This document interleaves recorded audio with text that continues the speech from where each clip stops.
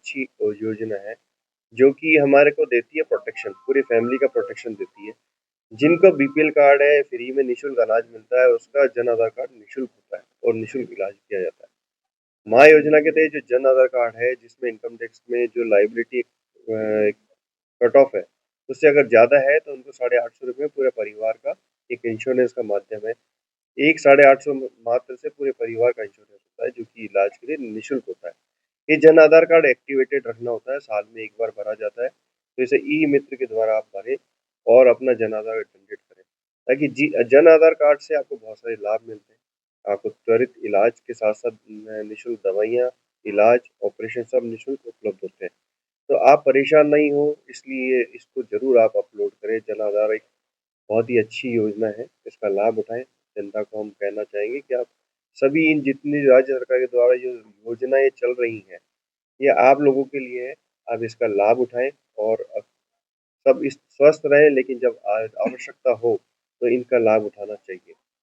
मात्र 850 रुपए के अंदर अगर आप पूरे परिवार की सुरक्षा ले सकते हैं। ये मैसेज आपके द्वारा हर घर में, हर परिवार के पास पहुँचे कि इससे निसंकोच जन आधार कार्ड तो सबके पास में होता है, लेकिन उसको एक्टिवेट करना। क्योंकि आज आप उसको एक्टिवेट कराते हो तो 3 महीने बाद वो एक्टिव होता है। तो ऐसी स्थिति कभी परिस्थिति ना आए कि आपको रिक्वेस्ट करना पड़े तो कि नया मैं क्या है सर?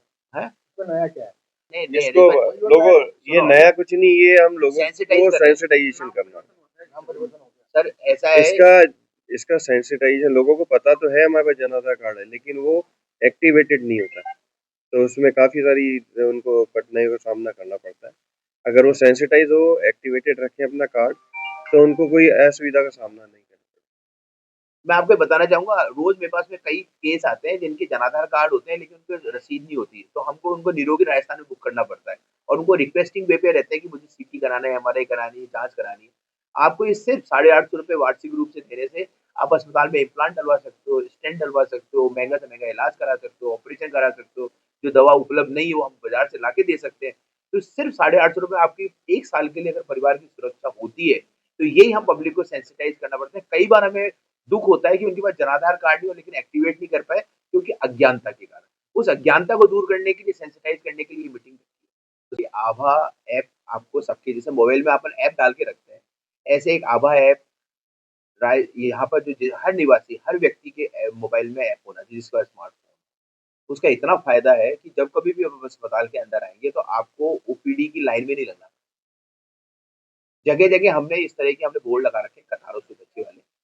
उसमें एक तरीका होता है, आपके पास में या तो प्ले स्टोर या आपके पास में एप्पल का फ़ोन है तो एप्पल स्टोर। इनसे दोनों से आप आभा ईबीडीएम डाउनलोड करें। जैसे आपका आभा ईबीडीएम डाउनलोड हो जाता है उसके अंदर से, उसके कुछ स्टेप्स होते हैं, उसमें आधार नंबर और मोबाइल नंबर डालना पड़ता है, ओटीपी आता है। उसके स्टेप इसके अंदर में बताएँगे, वो आपको दे देंगे। उसके बाद में आपके लास्ट में आभा ऐप आएगा। जैसे ही अगर आपको और भी अगर स्मार्ट आपको करना है, तो आप इस ऐप को अपने मोबाइल पे सेव करके रख लें और उसके अंदर आप घर पे से ही आप इसका इसका ओटीपी ले लें। और जैसे ही आपका टोकन नंबर इसमें बताएगा, जैसे है ना? इसमें हाँ, जैसे आपके पास एक मोबाइल डॉक्टर अमित ने करके बता रहे हैं, ये एग्जांपल है। एग्ज़ाम्पल है जैसे इन्होंने एक टोकन नंबर 279 डेवलप करा। आपको अलग से लाइन में नहीं लगना, 60 में आ रहा है मेरा 279 नंबर है। जाकर के आप दोगे तुरंत वो प्रिंट करके दे देगा। ना तो आपको नाम बताने की ज़रूरत है, ना आपको एड्रेस करने की बताने की ज़रूरत है, ना मोबाइल नंबर बताने की ज़रूरत है। आपको भीड़ से नहीं बचना। उससे आपका जो कतार से बचने वाला सिस्टम हो जाएगा, ये digitalisation, Rajasthan digital health mission का एक सबसे बड़ा इश्यू है। जैसे सर ने बताया कि इन सब की डिटेल्स रिकॉर्ड जो डॉक्टर के पास दिखा रहे हैं, आप कभी भी जाएँगे, तो उसमें आपको पता लगा लास्ट टाइम आपने कब दिखाया था, अब अभी कहाँ पे दिखाया है, वापस क्या होगा उसका रिकॉर्ड।